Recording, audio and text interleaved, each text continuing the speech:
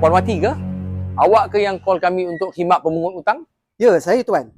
Ada orang pinjam duit saya. Dah setahun lebih tak pulangkan duit saya. Kalau boleh saya nak minta khidmat daripada tuan untuk dapatkan balik duit saya. Apa nama dia dan di mana dia tinggal? Nama dia Arif. Dia tinggal kat Taman Pinang Impian. Kat Kelebang Besau. Baiklah. Kita boleh dapatkan duit awak. Tapi ada bayaran perkhidmatan kami. Boleh. Berapa tuan? RM500 je. 500? Aduh. Baiklah, saya setuju. Nah. Ni duit servis 500 tuan.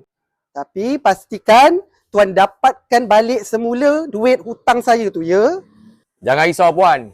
Itu kerja kami. Boleh saya tahu berapa siarik hutang awak? RM50 tuan. 50. RM50 je? Tuan, baik kita settlekan kerja kita sekarang. Bagi je RM50 yang tutup tu. Puan, nah, RM50 ni diutang siarik dengan awak.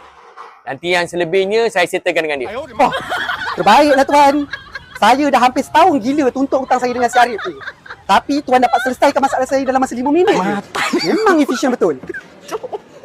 Bye, hati-hati jalan.